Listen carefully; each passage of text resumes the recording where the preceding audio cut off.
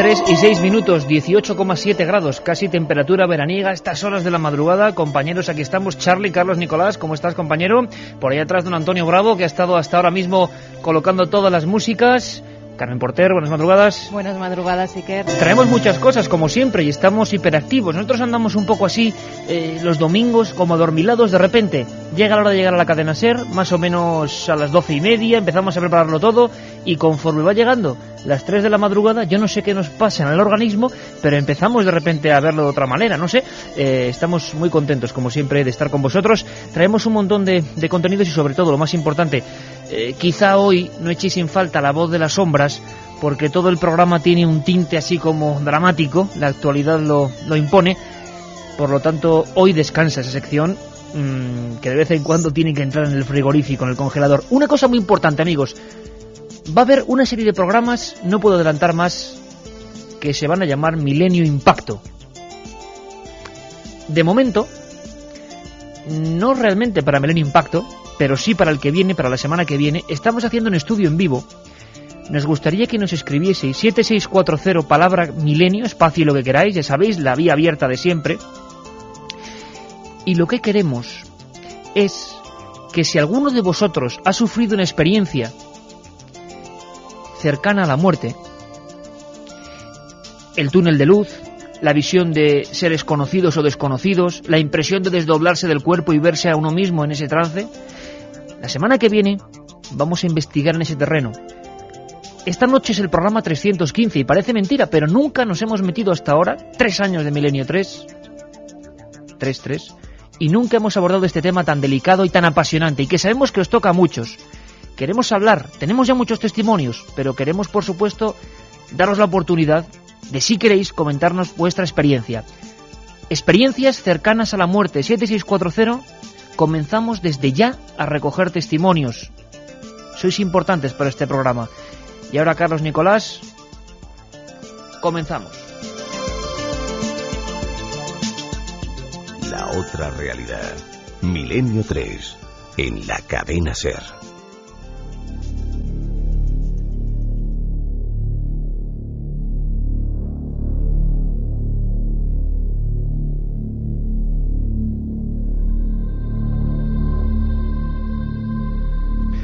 Por cierto que hoy el asunto va de unos lindes casi criminológicos. Hay mucha información sobre ese asunto. La verdad es que a veces uno mira los teletipos y se encuentra con noticias sobrecogedoras, como con la que vamos a iniciar. Por cierto que hoy estamos ya muy cerquita de Feria del Libro. Tenemos un montón de encuentros con vosotros pendientes. Luego daremos otra sección de agenda.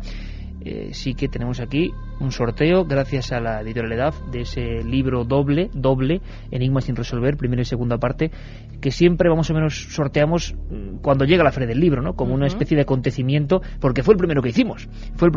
Enigmas sin resolver, todo un clásico. La edición de lujo, primera y segunda parte, en un solo tomo, en su 20 edición. Pues ahí lo tenéis, 7640. Por cierto, antes que nada, Carmen, porque tenemos una historia que pasó en Extremadura realmente sobrecogedora.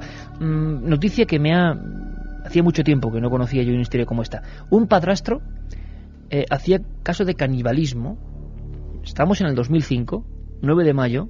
Un padrastro hacía comer carne humana a sus hijastros. ¿Esto es cierto, leyenda urbana, o ha pasado de verdad? Ha pasado de verdad, Iker. Según el diario El Tiempo, esta semana se ha descubierto cómo un colombiano vecino de Medellín obligaba a comer carne humana a su compañera sentimental y a los 3 hijos de esta, además de obligarlos a presenciar rituales en los que se utilizaban cadáveres. Al parecer el hombre era el líder de la secta satánica La Misión. Secta satánica La Misión. ¿Tú has tenido noticia alguna vez de esta agrupación o algo? No. Yo la verdad es que no había oído en Colombia este caso. Se reunían en una pequeña finca a las afueras de la localidad, donde retuvo en contra de su voluntad durante 2 meses a su compañera y a los hijos de esta. El verdadero padre de los niños puso en alerta a la policía, ya que hacía mucho tiempo que no podía ver a sus pequeños y que le habían hablado de que la nueva pareja de su ex hacía rituales con cadáveres recién enterrados e incluso habló de canibalismo. Las fuerzas de seguridad acudieron inmediatamente a la finca donde se reunía la secta y pudo detener a varios miembros de ella, pero el líder logró escapar. Los apresados están siendo investigados por un presunto delito de rapto y robo de cadáveres. La mujer y los hijos se encuentran en tratamiento psiquiátrico, aunque declararon que la comida que les daban les parecía buena.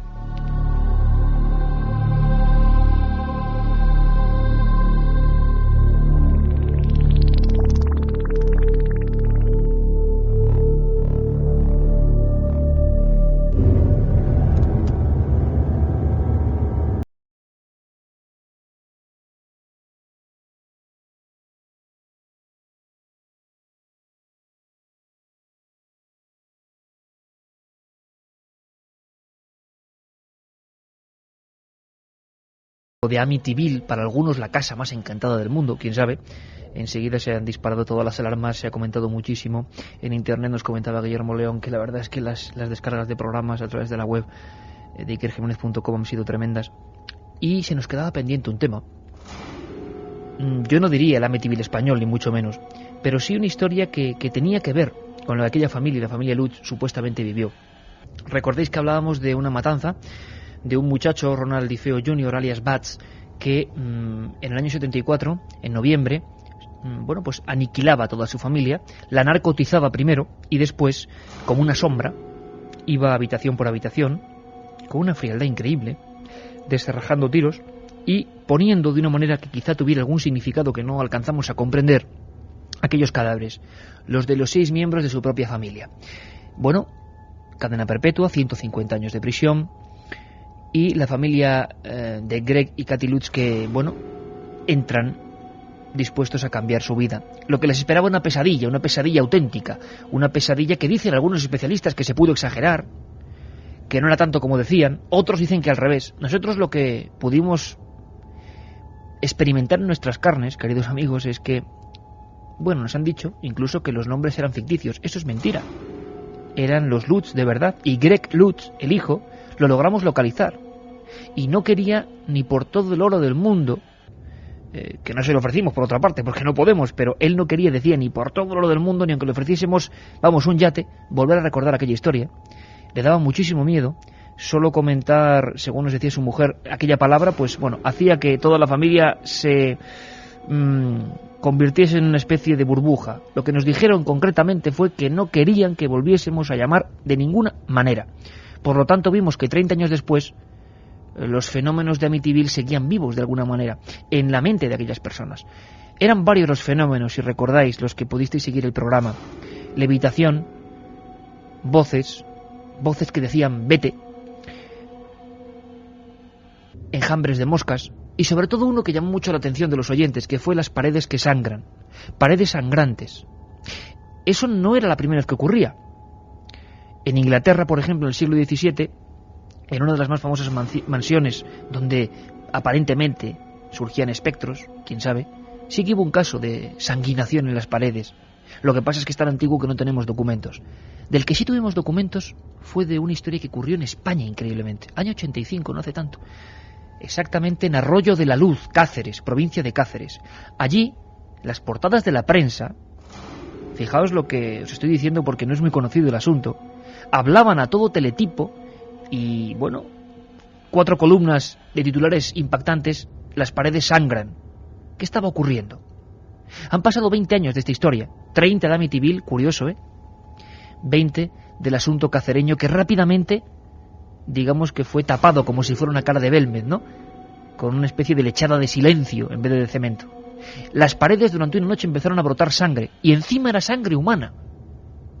Hemos querido hablar con nuestro compañero Julio Barroso, que durante muchos años hizo un programa, La Luz del Misterio, en Ser Cáceres, y que en aquella época, en el 85, ya tenía un pequeño grupo de investigación y pudo seguir la historia en diferentes procesos.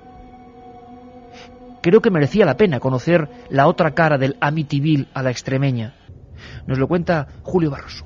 Todo un fenómeno social de índole paranormal que en aquella época, en el año 1985, rompió esquemas y, bueno, salía en portadas. Aquí tengo portadas del Diario de Extremadura, el diario Hoy, donde hablaba de fenómenos de sangre a la luz, o que nadie se ría porque la sangre brotó del suelo y paredes. Pues, por ejemplo, uno en portada al Diario de Extremadura, el diario decano de la región, dice fenómeno de sangre en Arroyo de la Luz, y otro que dice que nadie se ría porque la sangre brotó del suelo y paredes.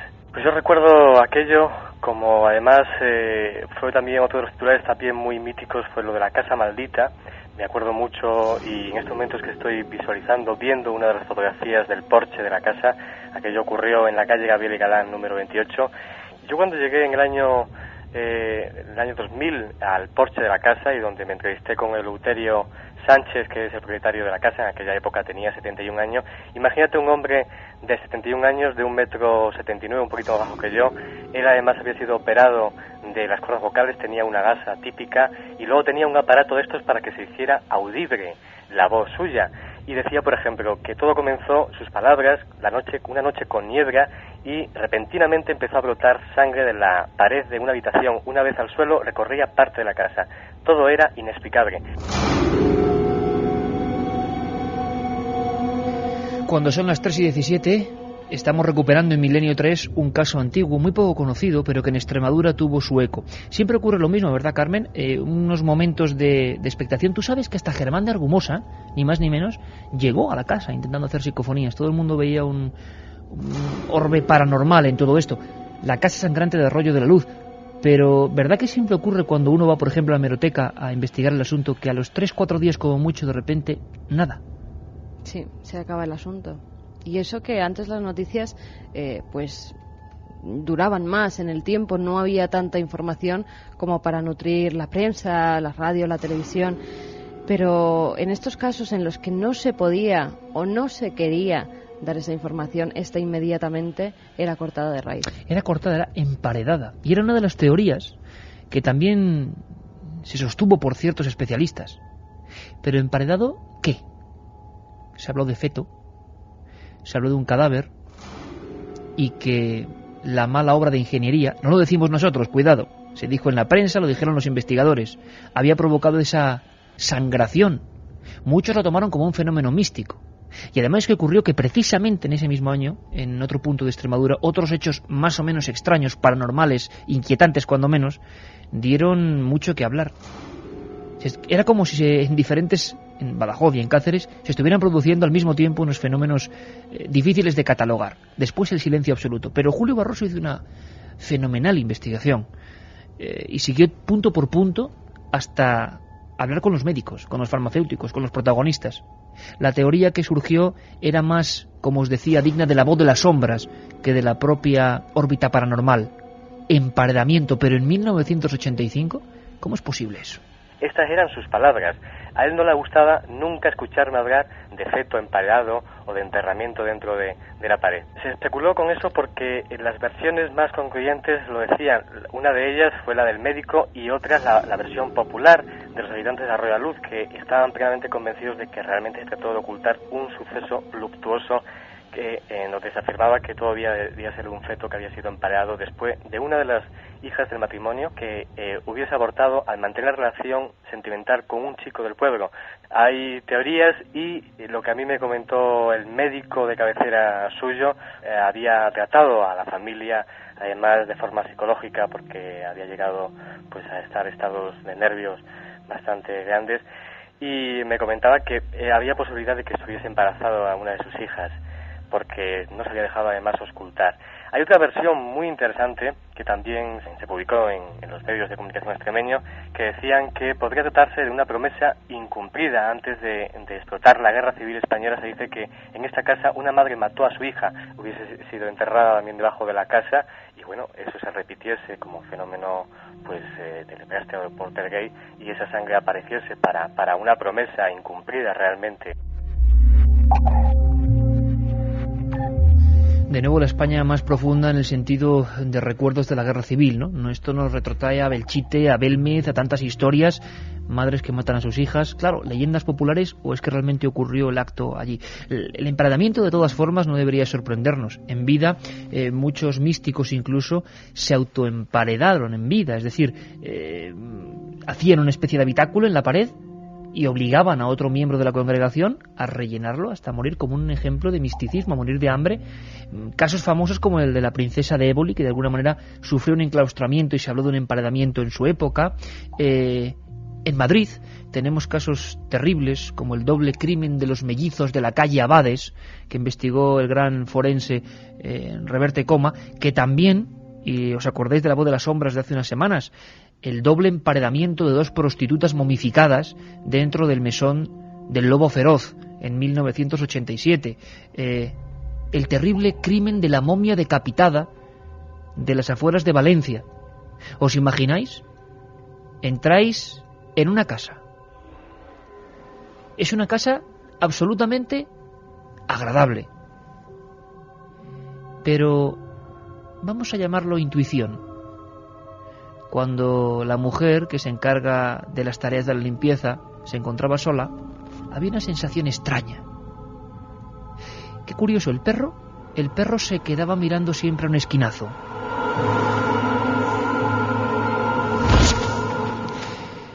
Y la siguiente escena es la piqueta y la mujer sin cabeza momificada desde 1919.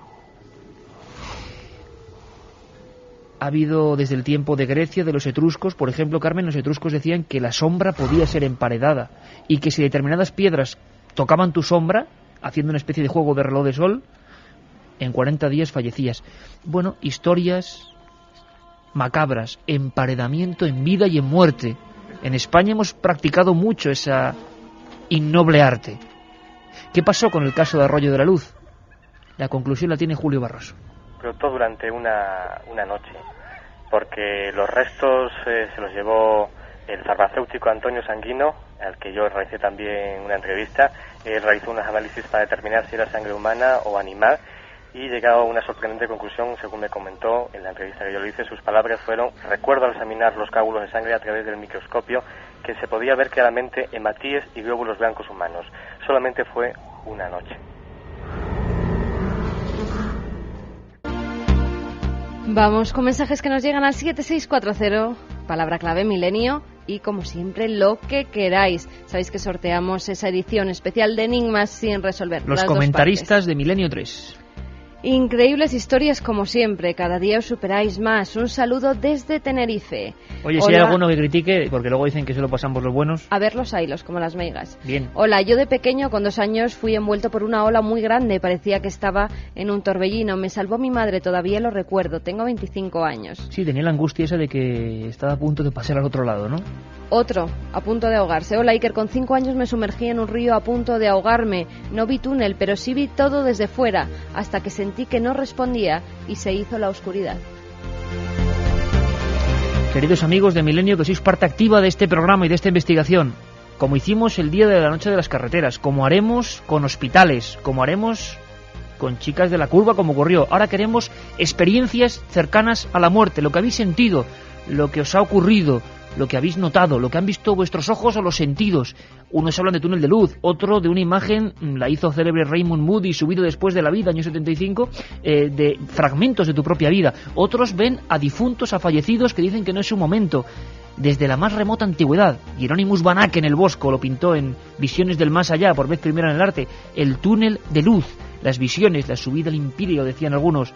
Bueno, pues todo eso, porque vamos a tener médicos, investigadores, lo que está haciendo la ciencia ahora, nos interesa. Y sus propias experiencias, porque os llamaremos para que nos contéis cómo fueron esas experiencias cercanas a la muerte. ¿Querías críticas? Bueno, pues ahí tienes una. Ángel de Almería, seguís sin tener valor de leer esto. Desde diciembre llevo intentando comprar La Noche del Miedo y solo he conseguido que ignoréis mis mails. Que desde... No Qué entiendo. lamentable, dice. Pues que al parecer esta venga a enviar mails, no sé dónde, porque todas las semanas... A ver, por si acaso, compañero, te repetimos el email, milenio3 con número, @cadenaser.com. Eso sí, muchas semanas se satura, eso es cierto. O contenidos @ikerjimenez.com. O sea que posibilidades hay un montón. Y Katia y Carmen leen siempre los mails y están revisándolo todo. Y si quieres conseguir La Noche del Miedo, pues tampoco sabemos qué tenemos que ver nosotros. Nosotros podemos regalar, sortear de vez en cuando algún ejemplar, pero sortear, no regalar, ¿qué más quisiéramos nosotros? David, ver pasar toda mi vida en un momento me marcó y veo la vida de una manera especial. No temo a la muerte, pero debo aprovechar mi tiempo extra. Qué bonito, porque además queremos esa filosofía, filosofía positiva. A ver si podemos hablar con él. Fíjate, yo me acuerdo de un realizador magnífico de Telemadrid, compañero vuestro, tuyo de Javier Sierra, que me contaba otra de esas escenas que a mí me marcó, no sé por qué. Es un chaval, un fenomenal profesional, que de repente me contaba que estaba en un río ahogándose y que se agarró a una raíz y que sabía que se iba a morir. Y que la visión de tu propia vida en ese momento es que te cambia radicalmente. Queremos ese tipo de experiencias. Soy Ginés, mi madre tuvo una experiencia al dar a luz a mi hermano, entró en el túnel y relata que le molestó cuando la reanimaron. ¿Queréis conocer más? ¿Cómo?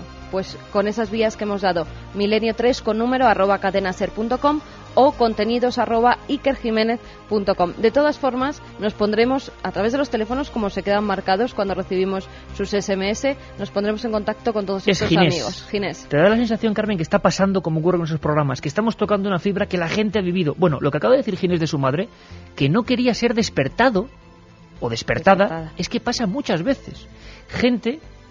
nos contaba también hace nada esta misma tarde la compañera de un compañero de trabajo y de un jefe de trabajo, nos decía que conocía personas que vieron, además en otro país, en Canadá, no un túnel sino 2 luces, escena de muerte clínica, 2 luces, y siente tal paz, tal gratitud con su estado casi inerte, que se molesta de volver. Hombre, yo creo que siempre hay que volver, ¿no? Si se puede, pero desde luego, ¿por qué se produce esa experiencia no violenta?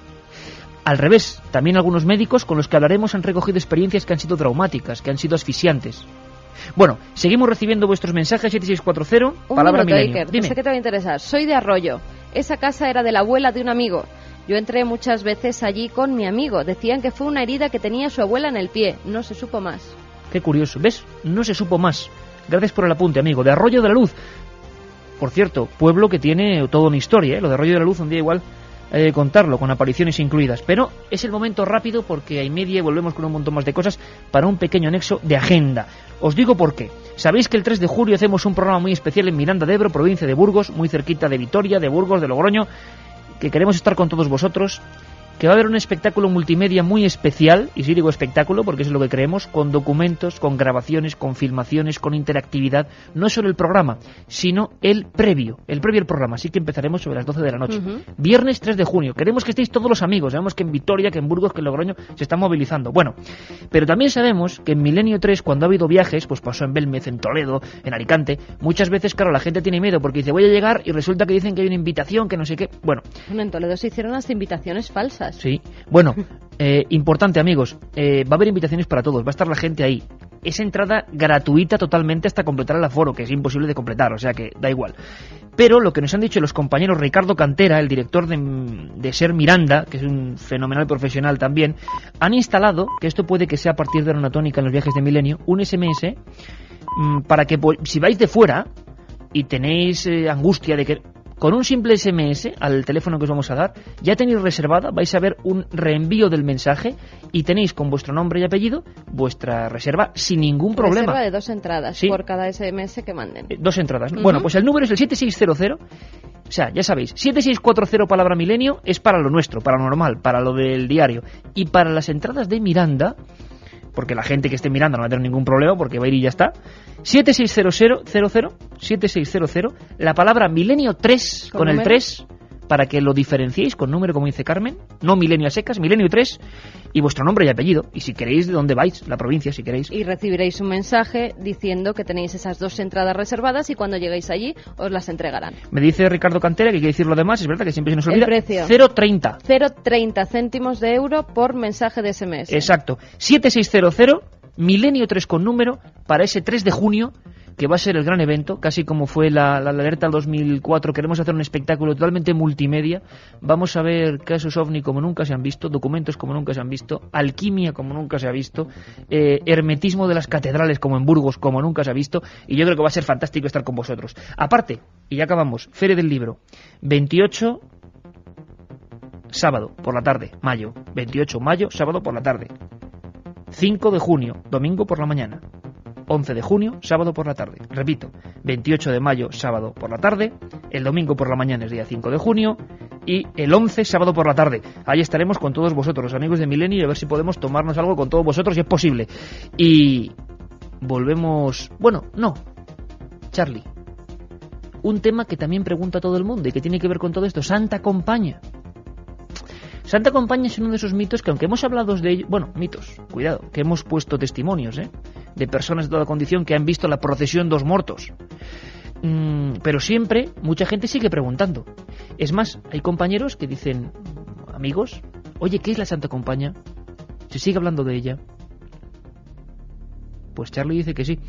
Así que, por ejemplo, si quieres, vamos a ver cómo suena esa Galicia siempre de corredoiras, esa Galicia que también interpretan los grandes músicos de Milladoiro, esa Galicia donde hemos podido hacer 2 programas. Y a estas horas hay gente que ya incluso se empieza a despedazar para hacer labores del campo, y gente que tiene mucho miedo a andar por algunos caminos, sobre todo la gente más anciana, claro, porque recuerda historias de sus mayores, y algunos los han visto.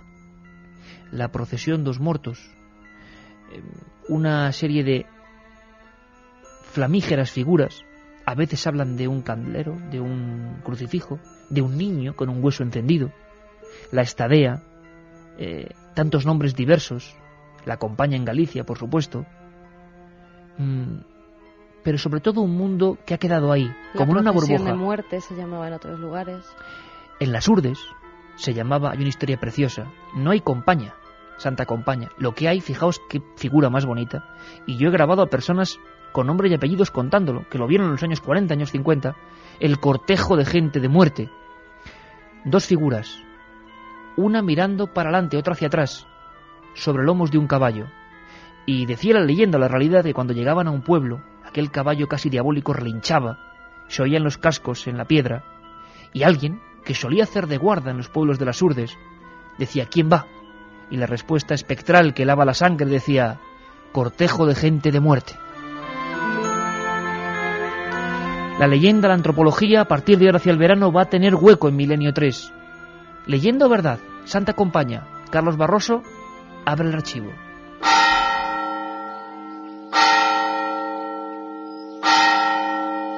Cualquier lugar perdido, cualquier cruce de caminos, podría convertirse al caer la noche en el escenario de la peor pesadilla. La Santa Compaña es la procesión de los muertos.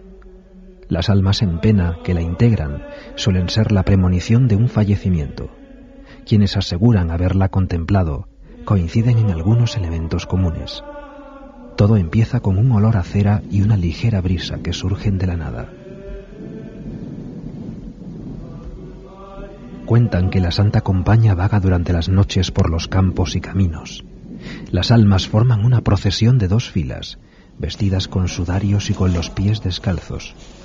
El cortejo lo encabeza una persona viva que porta una cruz y un caldero con agua bendita. Quien lleva la cruz no puede nunca volver la vista atrás, ni dejar de acompañar cada noche a los muertos en procesión. Solo podrá librarse de esta atadura si se encuentra durante el recorrido con otra persona viva que se vea sorprendida. Dicen que quien lleva la cruz no recuerda nada durante el día de lo que ha pasado por la noche. Dicen que se reconoce a los portadores de la cruz por su delgadez y su palidez cada vez más acentuadas. Cuentan que seguirá así hasta ser relevado por otra persona o hasta que su debilitamiento gradual le lleve a la muerte. La Santa Compaña puede aparecer por diversas causas, entre ellas para pedir el alma de alguien que va a morir, para anunciar la muerte de algún conocido o para buscar el resarcimiento de alguna pena o error grave cometido. Si el terror no deja paralizado a quien contempla la escena, la huida podría no ser imposible. Para escapar de la Santa Compaña hay que apartarse inmediatamente de su camino sin mirarla. Dicen que también sirve rezar sin escuchar sus voces. Como último intento, quien se encuentre con la procesión de los muertos podría escapar arrojándose al suelo boca abajo mientras pasa la comitiva y rogar para que ésta no pase por encima.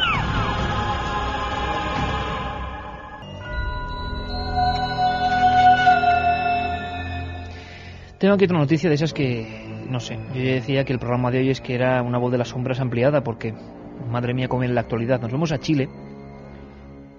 Satánicos roban un cadáver y lo pasean. En la ciudad chilena de Iquique fue hallado el pasado sábado un cadáver que un grupo de jóvenes satánicos había robado hacía unas pocas horas del cementerio número 1 de la ciudad nortina. Los vándalos sacaron el féretro de una persona que hacía más de 50 años que estaba muerta. Se lo echaron al hombro, pero al poco tiempo de salir del cementerio, el ataúd cayó al pavimento y se rompió. Cogieron los restos óseos y los pasearon hasta que decidieron abandonarlos en la vía pública. Además, en el Camposanto destruyeron figuras de ángeles de algunas de las tumbas, dieron la vuelta a varias cruces e hicieron numerosas pintadas con el número del diablo, el 666. Hay otras noticias de cuerpos, pero por desgracia en sentido inverso, es decir, a este pobre hombre que llevaba 50 años muerto, estos satánicos, yo no sé, a veces... ¿Recordáis satánicos, vándalos, porque claro, muchas veces... ¿Cómo distinguirlo, no? Es que se dice que son satánicos y son simples gamberros que van allí, ponen los 666 de turno y hacen de las suyas, pero muchas veces no tienen nada que ver. Es más, los satánicos verdaderos se suelen esconder de hacer estas cosas. Lo hacen en sitios donde están ocultos, donde no les ve la gente. Nos han soplado fuentes de fuerza de seguridad del Estado en Madrid que en la casa de campo se había encontrado una especie de zulo. Vamos a ver si alguno de vosotros sabe algo y nos lo podéis comunicar. Una especie de zulo misterioso, angosto, donde había una pila bautismal, había sangre e incluso habían tomado la molestia de pintar en las paredes pues una especie de cristos o diablos de aspecto románico. Sin duda eso es gente que realmente hace las cosas en serio, es decir, no quieren que les pillen, no son gente que anda haciendo espectáculos, grabando pintadas para decir luego, mira cómo la prensa habla de nosotros, ¿no? Los verdaderos luciferinos, satánicos, lo que sean, realmente, pues hombre, imagino que no quieren ser sorprendidos, tienen su propia fe y hacen sus cosas. Esperemos que la sangre, por supuesto, sea de animal, ¿no? Cuando menos, pero ha ocurrido hace muy pocos días, así que también ampliamos esa posible investigación, que cuando menos es bastante intranquilizadora. Decía que había otro cuerpo, al revés. Por lo menos en este caso era una buena noticia, un cuerpo hallado gracias a una mentalista, a una de esas personas que alardea de ciertas facultades mentales. Hemos tenido casos muy interesantes a lo largo de la historia, el gran Jacques Courasiet, que decía que bueno, que incluso los servicios de policía belgas la habían utilizado en varias ocasiones para localizar cadáveres. Se habló en España del padre José María Pilón, que con el péndulo buscaba desaparecidos. Algunos hubo que se hallaron, no sé si gracias al método o colaborando con el método. ¿Ahora qué ha pasado, Carmen? Pues ha ocurrido también en Chile. Isabel Ávila, más conocida como la mentalista de Chimbarongo, halló el cuerpo de Marcelo Hernán Contreras Vázquez, un trabajador agrícola de 34 años que se encontraba desaparecido desde el 26 de abril en la comuna de San Fernando, en Chile. A partir de una fotografía, la vidente trazó un mapa marcando el sitio donde podrían encontrar el cuerpo de Contreras. Así, un dispositivo policial fue hasta el lugar indicado y allí, efectivamente, hallaron los restos del agricultor. En estos momentos el cadáver se encuentra en el Instituto Médico Legal de Rancagua en espera de que se le realice la autopsia y así determinar las causas de la muerte. Curioso, inquietante, tan inquietante como la opción que muchos hablan, muchos dicen, muchos investigadores pregonan, y que durante las últimas semanas, cuando hemos hablado de Inquisición, de historia, de remontarnos en la nada del misterio hacia el pasado, nos habéis preguntado. Sabéis que Nacho Ares tiene una sección tirilante, si se puede decir, o que como un Guadiana emerge, se va, vuelve. Hemos querido recuperar una historia que va a interesar a muchos. Nos preguntabais hace poco, por uno de los últimos programas, por el Arca de Noé, por el diluvio, por algunas figuras que tenían mucho más tiempo, mucha más antigüedad. Es más, yo recuerdo una del viernes que, sin venir a cuento, porque estábamos hablando de Amityville, de repente decía, ¿es cierto que la esfinge es más antigua de lo que se decía? Y que tiene una compuerta. Bueno, Nacho Ares, sabéis que siempre bordea la historia perdida. Siempre, como director de la revista de arqueología, nos cuenta cosas que solo saben los arqueólogos, los egiptólogos. En esta ocasión nos habla de la posibilidad de un diluvio y de que muchos investigadores del tiempo pasado están intentando calcular cuándo hubo una crecida de las aguas que quizá tiene que ver con ese mítico episodio bíblico. Como siempre, arqueología y Biblia intentando buscar puntos de unión. La historia perdida.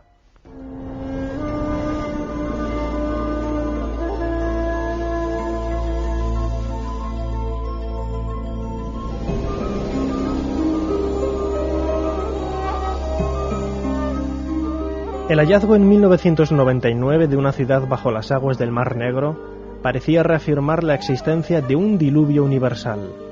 Este descubrimiento levantó de nuevo la polémica sobre la veracidad o no de los acontecimientos relatados en el Antiguo Testamento.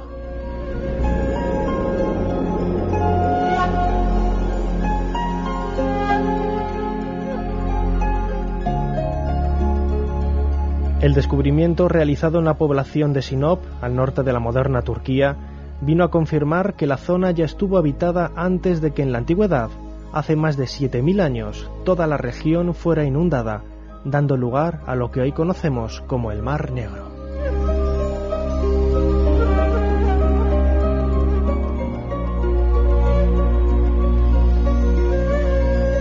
No son pocos los investigadores que han visto en esta nueva proeza de los arqueólogos una prueba más que viene a dar otro espaldarazo a la casi probada existencia en esta zona del globo de una extraña lluvia torrencial en algún momento del pasado y que ha venido a denominarse como diluvio universal.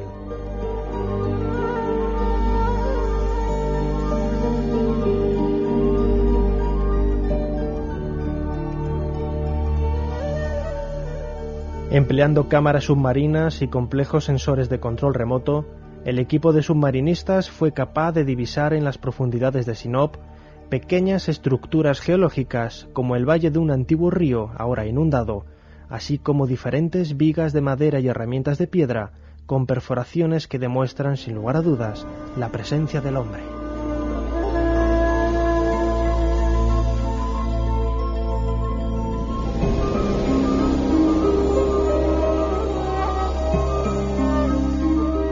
Los expertos barajaron la posibilidad de que con el deshielo del año 5000 a.C., el mar Mediterráneo elevara su nivel de aguas inundando un antiguo lago de agua dulce, creando así el Mar Negro.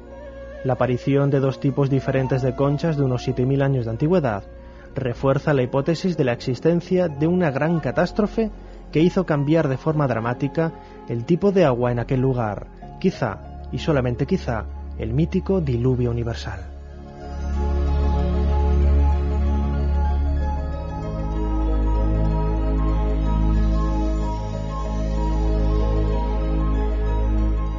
Milenio 3. Periodismo de lo desconocido. En la SER. Los invitados que nadie esperaba.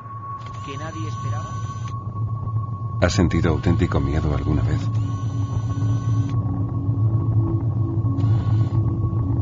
Milenio 3. La madrugada de los viernes y los domingos, con Iker Jiménez y todo su equipo en la cadena SER. Más allá, hay más.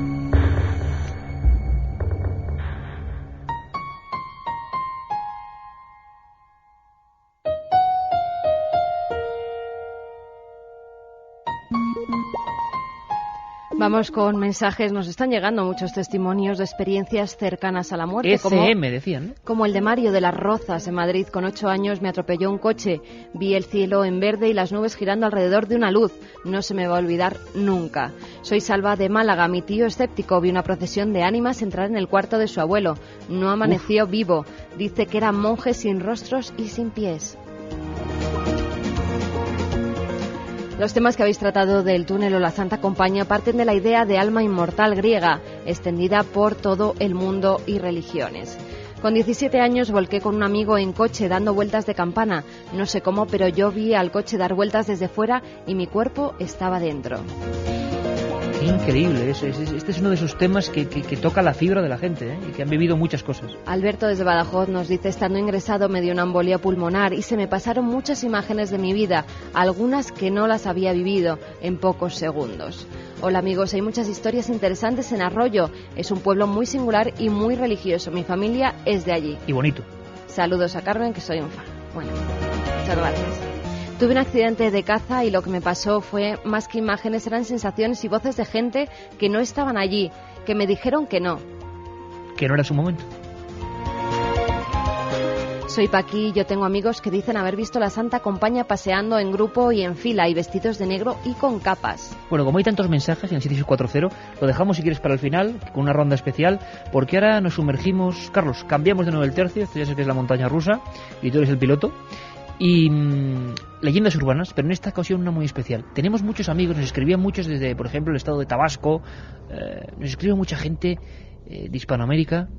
Es una maravilla contar con vosotros. Mucha gente, por ejemplo, también de Tánger, esta semana nos han escrito. Nos mandaban una leyenda que tiene que ver con el demonio, la cueva del demonio, ¿no, Carmen? Nos la mandaba Alonso y nos dice: esta leyenda me la contó un amigo mexicano. Me aseguró que era verdad y además creo que incluso salió en las noticias. 5 amigos decidieron reunirse en una cueva situada a las afueras de la ciudad donde vivían para jugar a la ouija e invocar al mismísimo demonio. Pero lo que en un principio iba a ser una noche diferente, donde se preparaban para pasar un buen rato, se convirtió en una auténtica pesadilla. Medio en serio, medio en broma, todos pusieron sus dedos sobre el vaso y este en el tablero. Comenzaron a invocar a Satanás, leyendo unos rezos que había sacado de un antiguo libro de demonología. Estaban dispuestos a ofrecer su alma al diablo a cambio de tener una vida llena de fama y de dinero. El vaso comenzó a moverse rápidamente. No les daba siquiera tiempo a leer las palabras que iba dibujando. De pronto, entre la oscuridad, observaron la figura de lo que parecía ser un hombre. Cuando le iluminaron con sus linternas, vieron que era un personaje vestido con una especie de sotana muy vieja. Les dijo que había acudido a su llamada, pero no quería sus almas. Le tenían que dar sus cabelleras y sangre para que el conjuro se hiciera realidad. Inmediatamente, llenos de avaricia, pero también de miedo, hicieron lo que aquella figura les pedía. Se cortaron las manos y vertieron la sangre en un cuenco. Allí mismo también arrojaron mechones de pelo, que uno a uno se fueron arrancando.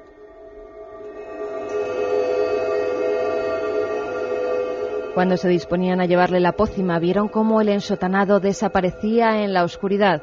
Tan solo oyeron una terrible carcajada que les heló la sangre.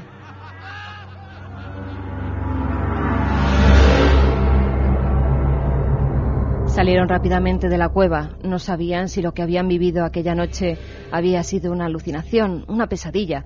Decidieron no contar jamás aquel suceso a nadie, pensando que si lo hacían, los tomarían por locos. Después de una semana volvieron a reunirse en casa de uno de ellos y, un poco más calmados, comentaron la extraña situación vivida por todos ellos. Cuando pasaba la medianoche, todos escucharon de nuevo aquella macabra risa y una palabra: muerte. Asustados salieron corriendo de la casa. De pronto oyeron un fuerte golpe y vieron que algo les mojaba la cara. Uno de los chicos había sido atropellado por un autobús y la sangre de su amigo les había salpicado el rostro. Después de ese día, cada fin de semana, uno a uno fueron muriendo en accidentes fatales. A Marcos, mientras se dirigía a la iglesia en busca de la ayuda de un sacerdote, una barra de hierro que estaba levantando una grúa le atravesó la cabeza. Santi murió quemado en su propia habitación. La policía nunca pudo encontrar la causa del incendio. Gonzalo fue secuestrado y devuelto a su familia en bolsas de plástico, donde estaba despedazado.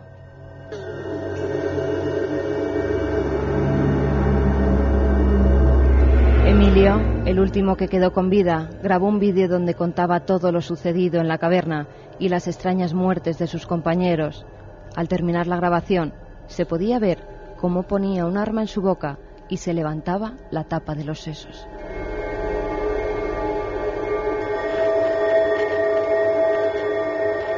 Después de ver la cinta, las autoridades acudieron a la cueva donde, en lo muy profundo de ella, encontraron las fotografías de los 5 chicos atadas con sus mismos cabellos y su sangre.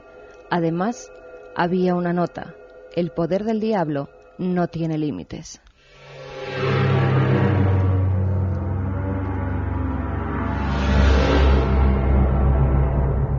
Un programa que se sumerge en el otro lado de la realidad.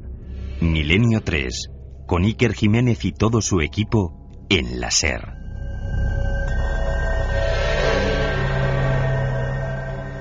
3:53. Estamos Charlie y yo. Él porque estaba en la sierra y le ha dado el color, pero vamos, estamos como si se hubiera reducido a 0 grados. Vaya historia, muy mexicana, por otro lado, en el aspecto de que, claro, nos ha recordado historias de los narcosatánicos, tantas cosas. Qué leyenda, Carmen, nos la enviaban desde México. Santo cielo, vaya historia. Vaya historia. Pues sí, la verdad es que una historia terrible. Tiene todos los componentes, una sombra oscura ensotanada y siempre la misma, no iba a decir moralina, pero sí nota. Cuidado con quien, en el fondo, como Fausto, se pone uno a jugar con el diablo y sobre todo a vender su alma. Por cierto, yo no sé si querían robar el alma, querían vender el pasaporte de la eternidad, o qué querían hacer.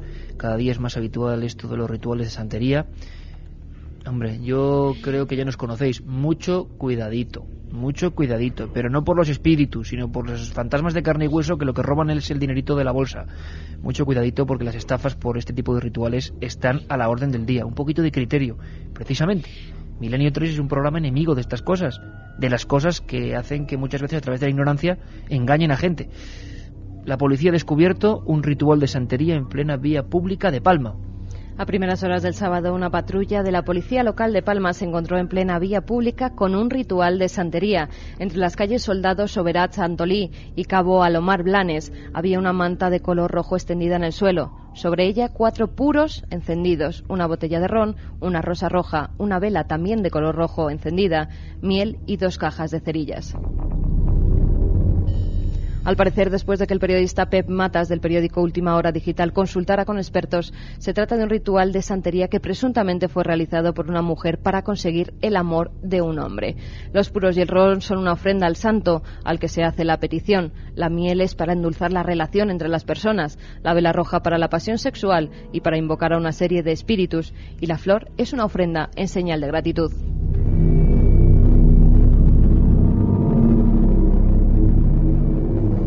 Bueno, 4:05 y la verdad es que el teletipo venía hoy cargadito. Tenemos una serendipia, Carmen, tenemos una serendipia para que ya todo sea completo y un montón de mensajes. La serendipia, sabéis que es una sección que hace Carmen, que son casualidades imposibles. A veces son extrañas faenas. Los escritores sabemos mucho de eso. Estamos haciendo un tema, creemos que es lo mejor del mundo, que a nadie se le ha ocurrido y resulta que a alguien se le está ocurriendo al mismo tiempo. Cuéntame la historia de Susan Hill. Yo algún día te contaré una serendipia terrible que me pasa. Bien. Sí. En torno a la escritora británica Susan Hill se han dado una serie de coincidencias dignas de tener en cuenta. La cadena de sucesos se inició en 1971 cuando publicó su novela Strange Meeting, Encuentros extraños, cuyo argumento era el de 2 jóvenes soldados en las trincheras durante la Primera Guerra Mundial. No había transcurrido mucho tiempo cuando apareció en el mercado otra novela que trataba sobre 2 soldados en las trincheras de Flandes. O sea, primera en todo el pescuezo, se le fastidió la historia de la novela que creía que era... ¿Y luego qué pasa? Un año más tarde tuvo otra idea para un argumento y escribió otra novela que llamó Air and Angels, Aire y Ángeles, y que envió a su editor en mayo de 1990. Uno de los personajes principales era un monje hijo de familia de rancio abolengo que se enamoraba de una muchacha de 16 años. De pronto una mañana estaba leyendo el periódico cuando vio un reportaje sobre una escritora, Penelope Fitzgerald, que estaba a punto de publicar una novela que se iba a llamar The Gate of Angels, en la que el protagonista era un monje que se enamoraba de una joven. Segundo rejón, ¿no? Que viene Las 2 escritoras se habían conocido una vez, pero nunca habían hablado sobre sus proyectos. Ambas novelas fueron publicadas y tuvieron cierto éxito. Hill comenzó a escribir otro libro sobre la expedición al Polo Sur que realizó el capitán Scott. Cuando estaba acabando de escribirla, cogió la revista literaria Bookseller y vio un anuncio sobre una nueva novela escrita por Beryl Brainbridge, que trataba de las hazañas de Scott en su última expedición antártica. 3 novelas, con lo que cuesta hacer una novela, madre mía, y las 3 estaban haciéndose al mismo tiempo. Ya es mala suerte, ya es mala suerte. Susan Hill, casualidades para endulzar un poco, hombre, no sé si para ella muy dulce no fue esta historia. 7640, el 7600 Milenio 3 es para lo de Miranda. Carmen, José cuéntame. de Gijón nos dice: en Asturias a la Santa Compañía se la llama Huestía. Un saludo a todos. Es verdad. Estuve en coma avanzada flotando por una especie de espiral de colores muy agradable, sin sonido, pero con la sensación musical. Pero nos cuánta dice gente, ¿no, Carmen? Pilar desde Córdoba. Yo estuve en el túnel y vi un tren, me despertaron, pero tenía una paz fuera de lo normal, nos dice David desde El Escorial. En Eschama, en barrio de Las Palmas, hace 40 años se dio un caso de paredes sangrantes. Fue una conmoción durante meses. Nos dice, ¿Dónde? En un barrio de Las Palmas. Ajá. Nos dice Miguel desde Cabrera. Yo de peque casi muero atragantada y las voces las oía cada vez más lejos y los colores difuminados y parecía que mi alma se rendía, pero mi cuerpo no, nos decía Marta desde Barcelona.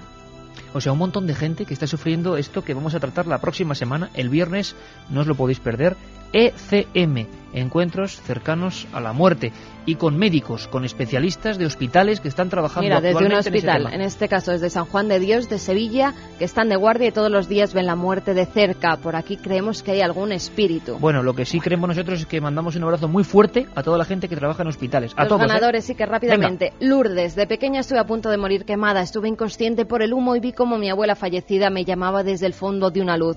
Esteban de Pontevedra, la Santa Compaña no es un mito, en las aldeas muchos conocidos la han visto. Y el último es para Jonathan, estoy acongojado con la leyenda, no vuelvo a hacer la ouija.